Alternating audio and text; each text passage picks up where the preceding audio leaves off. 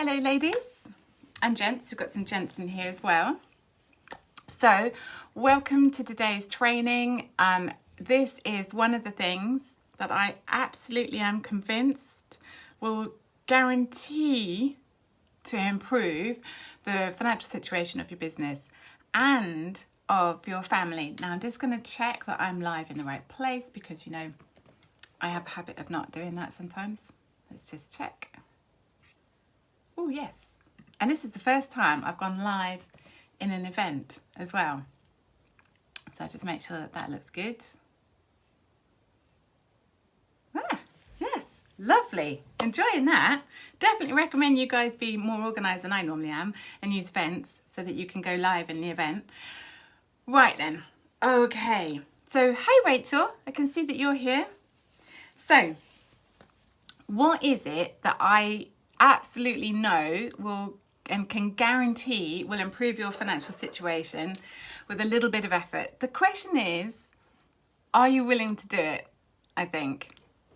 Are you actually willing to do this one thing that I'm going to tell you to do, that in the history of all of my time, 21 years as a business owner, has absolutely improved my family's business every time I've done it? And absolutely, when I've for some reason not been able to do it or been limited on doing it, it's absolutely made things more difficult. That's the question to ask yourself. What are you willing to do? Because you know, when we want to earn more money or when we've got financial problems, we can moan about it a little bit, you know. But the question is what we're actually willing to do about it, you know. Now, I'm all about the mindset, the energy, the healing and all that sort of stuff. Completely and utterly up for that, right? But there are practical action steps as well. And this practical action step that I'm going to tell you, and I know I'm holding off because I know some of you aren't going to want to do it, but this practical action step will not only have practical results, but it has an energetic and a mindset result as well. And that's why I love it, right? Okay. The thing that I want you to do, if you're not already doing it, and those of you who are can go, woohoo, I get gold stars. The thing I want you to do is to make sure that you are doing your accounts, your business accounts, on at least a monthly basis, if not weekly. And your family budget and your family accounts on at least a monthly basis, if not quarterly. And I know a few of you are going to be going, what? I normally do my accounts literally the night before the taxman demands that I deliver it the next day and so on. I know, absolutely. And I 100% tell you that sometimes I myself fall off the accounts bandwagon and I immediately pay the price. The reason that this works, the reason it works is because often the problem isn't as bad as we think it is. Often our financial situation is a lot better than we actually think it is. So by doing our accounts, by doing our family budget, we get an awareness of that, and that really helps reduce the stress.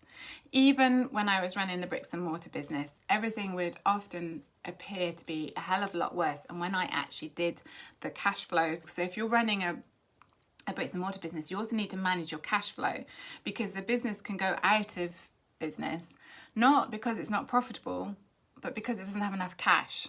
You know, some of you guys might be in that scenario where you have to buy product in order to sell it, or buy product in order to create something in order to sell it. That's why cash flow can be so important. So one of the reasons why you do it is because often things aren't as bad as you think. The second thing is, if it is that bad, then you need to take action. I 100% know what it would feel like when it's really bad, and I got absolutely paralyzed by the fear of it all.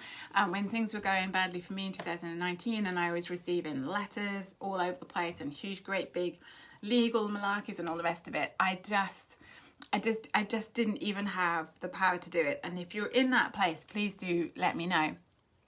And I am, by the way, going to put together a list of all sorts of people who can help. If any of you are in that situation, then there are actually loads and loads of things I didn't know at the time who can help and help you really, really quickly. All sorts of debt charities and, and all sorts of places for advice as well. So I really needed the help and advice of somebody else to come and hold my hand to make me do it, because I made it so much worse for myself by the fact that I was panicking and not facing facts of what was going on, and often not reading stuff. And that's what happens. You don't read the bills, you don't work it out. The panic grows. Yeah, it was way worse. Hey Natalie, lovely to see you listening in. So that's one of the things. If it is that bad, you need to face it. When you know what the situation is, you'll know what to do. Okay? So however bad it might be, there's nothing you can do about it until you actually know. That's only if the situation is bad. But in actual fact, one of the great things about both doing your business accounts and your family budget is that you get loads more value for money. Loads more value for money, because when you actually go through what you're spending in your business every month, you'll be able to look at it and go, am I actually getting value from that? Do I actually still need to do that? So for instance, I had a podcast. Love my podcast, but I had to give it up a year ago because it wasn't quiet enough in my house to do it with lockdown and everything else. The question is, and I had to keep it because otherwise I would have lost everything I'd put in there. So the question I'll now be deciding over the next couple of months is, do I keep doing that or do I cut that out? Because actually it's not a lot of money I spend, but I have lots of those little dribbles of money, all right, that aren't necessarily important to spend. So in terms of value for money as well, I think we've got pressures of children and all sorts wanting to spend money, and sometimes you can get into the habit. Now, the reason with your family budget that it's really good sometimes to do it over a 3-month period is because that's what gives visibility on some of those spends that add up a lot, right? There's a yappy dog, hope you can't hear that. So one of those spends that adds up a lot is coffee. When people used to go to work and they used to go to a coffee shop every lunchtime and buy a coffee. Those are the sorts of things. That's why I like doing a portion of my family budget every month, but I like to do like an overall summary once every 3 months, because that gives me visibility on what's going on. Gives me visibility on, I don't know how much we're spending on after school clubs and stuff. 1 month isn't actually a view on it. So it's really good for value for money. And it's really good to step back, because your business will change, your business needs change, your family's needs change. You know that one of the best ways to save money is to go through all your direct debits and think, do I want that subscription? Do I need that one and that one and that one and that one? How many of you dropped Sky but then added Amazon Prime, Netflix and Disney as well? It's that sort of thing. So value for money is huge when you have accounts. And remember, you're running a business. And the point to run a business is that it at least pays for itself. But most of you, I'm assuming, actually want to earn some money. Even a little bit extra a month means that you've got extra to spend on fun things for the family. A lot more a month means that you can do the things that your kids really want to do, encourage their potential, go on holidays, be more secure, all that sort of stuff. Natalie, nobody's guilty, Natalie. It's just who we are. Don't say guilty. You're not guilty at all. So yes, subscriptions is one of those really big value for money things. Now the other thing is, those of you who are in a relationship, the reason that you want to do this as well, I wanted to talk a bit more about business. Sorry, hold that thought. I will come back to that. Business. This is a business. This is about you actually making money at the end of the day. Now, the ladies in my business club know that I'm a huge fan of a system called Profits First. It is quite a hard going book. If you do get it, absolutely. If you only get through the first bit, that's absolutely fine. I've got a summary in my business club for the ladies in there. Oh, thanks, Joe. But the basic premise of Profits First is, instead of saying that your sales, so your income, minus your expenses is your profit, that instead you decide how much profit you want to have every month, and you say sales minus profit is expenses. So don't first focus on, right, I'm going to spend this, this, this, and this. Instead, focus on how much do you actually want to make, right? Because you're running a business. Now, anybody who's like, I don't like accounts, I don't want to do accounts, I don't like money, I don't want to work with money and all the rest of it, I understand, but that's not a business. And that's said with love, but you're torturing yourself. It's really simple. It's a spreadsheet. You're going to have to do it. Put on your big girl pants and do it, and then earn enough for somebody else to do it. And then you can feel good because now you're earning money and putting money back into the community, and that's how money should be. Money should flow. It shouldn't just flow straight out. It should come in. It should build your savings, build your pots, build within your family so that the abundance grows, and then you send some out, right? So it's like a growing thingy, technical term. Anyway, back to families.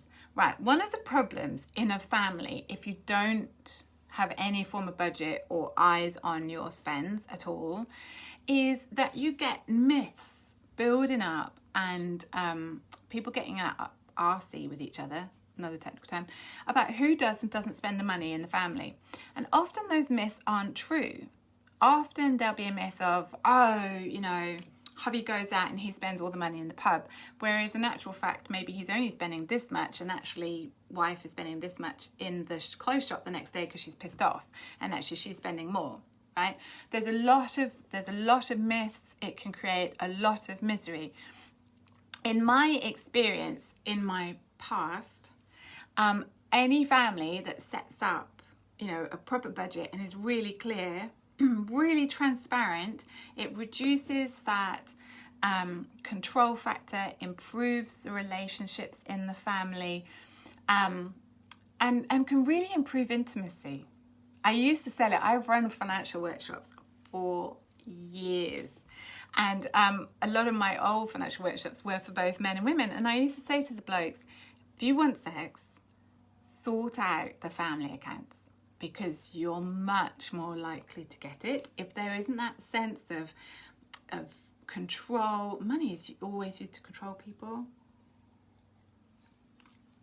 So there isn't that sense of control and niggling at each other as to who's earning what. So I really recommend it. Also, it makes sure that the money being spent is fair in the family, and that stops that unfairness. You know, sometimes otherwise we can have a child that gets more money. It's not really fair. It's really important to keep an eye on those sorts of things. That is an energetic thing in the family as well as a money thing.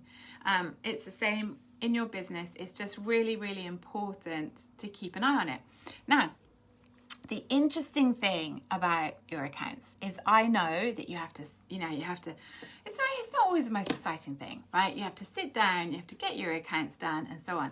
But it doesn't just make a practical difference. It also makes a dramatic mindset difference and a dramatic energy difference. Think about it from the law of attraction perspective. The universe sees you doing your accounts. It knows you're therefore trusted with your money because you're managing it, you're looking at it, and you're, I suppose, grown up enough, do you know what I mean, to look at it? And therefore, it knows that if it gives you some more money, that you will manage it well. So it's a bit, and so I also recommend when paying bills to actually say thank you as you pay them. I used to always do this with my payroll as I wrote each one or paid each thing on the bank.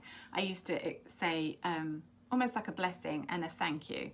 So whenever you pay anything, I really recommend that you thank them. So let's say you have a coach and you pay. I've got a lovely person who regularly actually sends me little thank you messages. Thank you, lovely, because I know you're watching. And it's really nice. It's really, really nice. And so when I pay things or see money coming in or see money going out, I thank it. I think to myself, yeah, do you know what I mean? I love Canva. So I'm totally happy and grateful for the fact that I'm spending that money on Canva. I totally have enjoyed the kind of healing coaching I've been having over the last couple of months. Totally appreciate that. So you can feel really, really grateful for it. Really recommend doing that. And it creates this very different energetic process as well. And again, it is a reality check.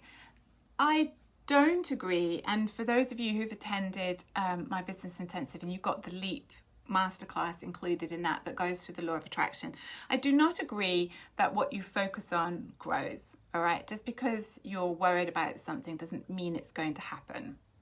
That's not what happens. However, and as mums, we're quite busy, right? So often we only have headspace for actually focusing on one thing at a time. But what you focus on is practical. And so if you do want to earn more money or save money or sort out your financial situation in your business and in your family, then it does require some attention. It requires a willingness to act. It requires a willingness to act daily, either on sorting your finances or making sure that you've got good lead generation, so the ability to find new clients, or making sure that you're going out there having conversations that actually sell things, making sure that you're, just managing your money, making sure that when the money comes into the family that it's then spent wisely, because you're spending hours doing it, right? Okay, so focus does work because it means that you're taking action. Focus obviously on the negative and the debt doesn't help because that affects your mindset badly. So if any of you are in that situation where you have debt and you have a plan of action and you are worried about whether you're actually going to be able to succeed in it, what I recommend in that kind of really worrisome scenario is to just focus on the next week, month or 6 weeks, and just go, right, okay, this is my next step. I've looked at the situation. This is my next step. This is quite obviously what I do next. I will do this next and I will worry about the rest later. All right, because otherwise, yes, focus can become a negative thing, and looking at it all can become a negative thing, and it can become disempowering because you can look at it and go, I just don't know what to do. But like I say, I'm going to put in, if any of you are in those situations, I'm going to put in some links over the next week or so that you'll be able to look at and give you some tips and advice and get some extra support. So please do reach out to me and send me a message if any of you are in those situations. So I just wanted to go through just briefly how I would set up, or how I do set up, my family budget versus my work accounts, because I might have some tips for you that will make it a little bit easier. Okay, so work is first. Work is really important, and for me it's really important to separate out fixed costs versus variable costs. So the difference is a fixed cost is one that goes out every single month, or in a family's basis it might be every quarter. And a variable cost are things that you're choosing to spend, that you sometimes spend or sometimes don't spend.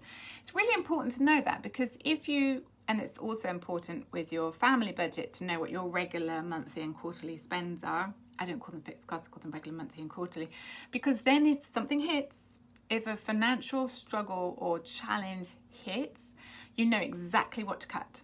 Right, so you go straight away for your variable things because you don't have to spend them, and then you go and look at your fixed costs and you go, what can I take out, right?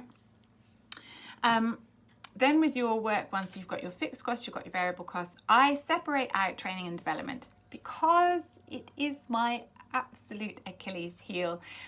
My business has been doing so much better since I have been really careful on my training and personal development. And in one of the other trainings, I'm actually going to go through with you what I recommend you do and don't spend, and what you don't have to spend. All right, so I separate my training and development. So that would include books. Some of you were talking about books the other day. That would include books. And one of my other things that I have a big weakness for is oracle cards on my phone. Go figure. I also separate out marketing. Well, actually, no, I don't at the moment, but I would consider separating out marketing, because it's important to separate that out, because you actually want to look at what your return on investment is. Remember, I do not recommend any of you are doing Facebook ads. For a start, never press the boost button. Secondly, Facebook is tits up at the moment in terms of Facebook ads. Loads of people are losing their ads accounts. It's very changeable at the moment. There have been a lot of changes. The way that Facebook ads used to work, it's not going to work the same. I would still steer well clear. But even before that, I was recommending you stayed well clear anyway of Facebook ads until you're earning 10, 20 grand a month. And then it's worth playing with, like it's a gambly area. But marketing, it is meant to give you a return on investment. So I would separate that cost out. Then I do recommend that, obviously, tax. I actually recommend that you have a tax pot that you put your money straight into, because that is sensible money management, a tax and a pension pot. I am going to talk more about pensions over this next month as well. I'm actually doing some research for you about pensions as self-employed and so on. So yes, so look out for that, because I think it's probably an area that us self-employeds don't touch upon and can be really scary, and then we stick our heads in the sand and don't do anything about it. Now, the other thing that I do, when you do your work accounts, okay, I'm all up for paying taxes. That's absolutely fine. You pay taxes because you've made a profit, and that's great. So it's almost something to celebrate. But you don't want to pay more taxes, obviously, than you have to, right? So just remember that there are some costs that you're going to be able to charge to your business, which actually also are what I call kind of maintenance costs. And so I separate them out because I probably would spend them anyway. That's what I'm saying, right? So for instance, I am in a network marketing company. I obviously have to buy the products in order to be able to use them, in order to know what I'm talking about, and then sell them. So I would include those. I'm not an accountant, always get advice, by the way. I would include those. I used to charge quite a lot of, because working from home costs, but legally now that's really low. I'll look it up for you again, but it's like a tiny amount a year. But it is a cost. You've got your phone cost, you've got your mobile phone cost, you've got obviously computers, you've got all sorts of things. So I call those maintenance costs, and I keep them separate because sometimes I manage to make them really quite large, and I want to be able to see what my actual profit is without them. I like to see the difference. So it's just how I like to do things, especially as I probably would have done a lot of the very expensive personal development training anyway. So I wanted, and that's one of the other reasons I have that separate, I wanted to see what I made without it, you know. Right, so in terms of your family budget, then you want your regular monthly and quarterly spends. Then you'll have all the other stuff you spend. I bet you that if you look at it, I know that suddenly big bills turn up, but I reckon if you look at it, you'll find that on average, it's the same amount every month. And then when you know that, you know you can budget for it. Food bill is probably one of our biggest monthly bills. So I separate the food bill out. Sometimes, well, before Corona, I actually had coffee shops and so on. I was talking to somebody the other day. We didn't have many takeaways before Corona. We've had a lot more takeaways since Corona because I got lazy and can't be bothered to make the decision what to feed the kids sometimes. So that's something I've been looking at. Then obviously there's fun treats and holidays, none of which we've had a lot of, and debt and savings. And I'm going to talk about debt some more actually in the training. Or am I talking about that? No, I'm talking about that in the actual free training. So, you know, just because you've got debt doesn't mean you shouldn't have savings. And savings has both a mindset and an energy aspect. So I really recommend it, even though it's tiny, you do. And I'm going to tell you more about that next time. So there you go. Please tell me, are you doing your accounts? Do you do a family budget? I'd love to know. And if you use any apps or anything that makes it really, really easy, please tell everybody in the group, because I think that would help everybody. I'm not currently using an accounts package, but I'm looking at Xero and QuickBooks at some point. So I'm just using spreadsheets, and I've got something called TaxCalc that does the connection for the tax at the end of the year. So I'd love to know what you guys use. let everybody know. Let's share some tips to make this budgeting and accounting easier, because I think that will really, really help. But I hope I've really inspired you. I absolutely promise that if you do your accounts and your family budget, you will have more money left over at the end of the month, and you will earn more.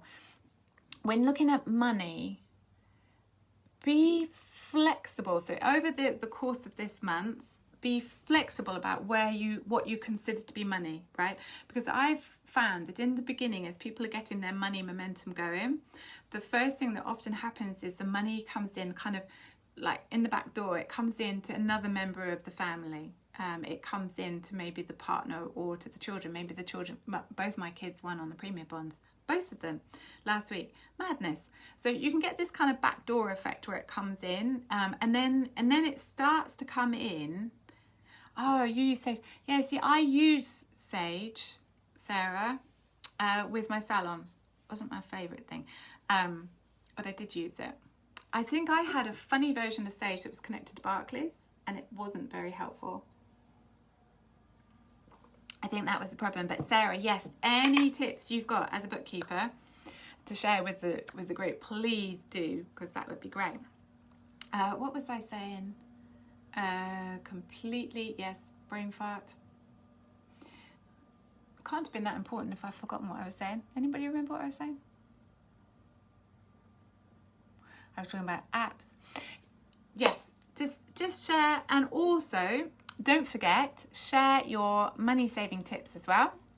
Now, some of you are in businesses where maybe you've got discounts or you've got different things. Be subtle. Don't do the discounts. I'll do a proper thread so that you can share all of your discounts and offers and stuff like that, so everybody can have a little look there as well, because that is actually really, really helpful. Now, I'm talking about tips that you can share for everybody to help them save money, because the more we share, the more we get.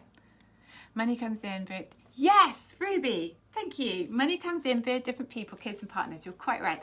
And so what happens then is it will start to come into you. Thank you, Ruby. It will start to come into you, firstly, by you'll find money. You'll find money in drawers. You'll find vouchers.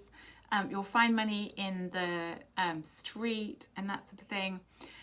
Then you'll win money. Then you'll find that you're saving money because you sorted out your accounts, and then the money actually starts to flow in. So I want you to be flexible about what you think about money and not disregard the saving, finding, winning, all those kinds of things. Finding out things weren't quite as bad as you thought. That's about the money momentum moving and going, okay? And it's really important to appreciate that, because that's how you then move on to actually earning more money, okay? Sarah, you have the super duper version of Sage, not available to buy. Because you used to train on the system. Right, yes. I don't think I had the best version of Sage because it was a Barclays version.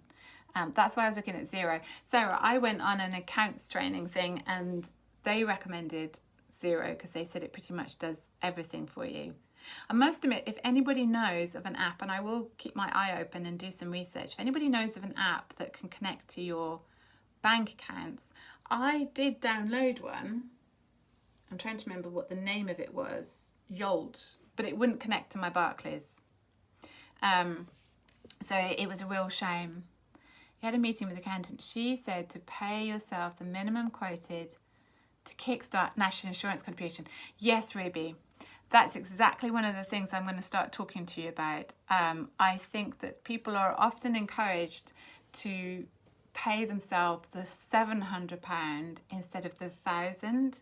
So the 700 is no national insurance. The 1,000 includes, well, that 1,100, isn't it? Means you don't pay tax, but you are paying national insurance. And yes, I think that is advisable. And what I'm going to look into is, I think that you can retrospectively go back to previous years and contribute into your pension from previous years, and that's what I'm going to look in for. Obviously, I'm not a pensions advisor. I'll say this again, not a pensions advisor. I'm not an accountant. Just had a lot of bad experience, and I'm just looking to encourage you all. You use Xero and it's connected to your Monzo. So is that for your business and for your family? Yes, Ruby, the minimum is 700, and that I think means no national insurance payments, whereas I think the 1,100 means that there are national insurance. Sarah, you're recommending 0. Yeah, I think so. I think so. Cool. Well then, ladies, don't forget you can ask questions in the group. You can ask questions on here. Share your money saving tips, because remember there are going to be awards at the end of this month. Please do invite people in, because my intention is absolutely that you all end up in a financially more wealthy situation than you currently are by the end of the month. So I'm really looking forward to hearing all your stories as well. Please let me know. I want to hear all your good news tips about money. I might put in a hashtag money good news so that everybody can share their wins, because they will come. And the more that we all talk about it, encourage it, it will come even more. It really, really will. It's about building up the energy within the group. Right, Dear is just for business. Yes, of course, because you're both self-employed. I thought so. Yeah, I'm sure there's some apps for personal family ones as well. We'll have a look. I will have a look and see what I can find for you all. Right then, everybody, take care. Have a lovely weekend. Let me know if I've inspired you to get your accounts sorted. Anybody, by the way, anybody considering after this month coming on the Money Booster Intensive, it will make your life a lot easier if you've sorted your accounts before you join, and you will also get more money out of it and earn more. And I will give you some more information about it, but when I say intensive, it's proper intensive. So it's a 21-day really intensive program to help your businesses earn more money. It includes the Business Builder program, which is 197, and there'll be weekly Zoom training, there'll be daily tips, there's a pile of daily actions. I mean, I'm telling you, it's not going to take a lot of time because we're mums, but it is going to be intensive. Let's earn some more money. And I've got an early bird offer because it's going to be 199, but before May the 21st, it's only going to be £99. Yes, Joe. Yes, I can't wait either. Yeah, I'm really excited to see what happens with you guys on this one. I have run the Money Booster, for anybody who wants to know. I have run the Money Booster before. I wasn't led to run it during the challenge. During the Corona challenge. I'm not sure why, but it's always been part of my Business Builder. But yes, but it does work. So I'm really excited about running it again. Right, I've got to go. Everybody take care. Let me know how you're all doing. And let's get this money buzz going in here. Let's get everybody's money momentum flowing. See you soon. Bye.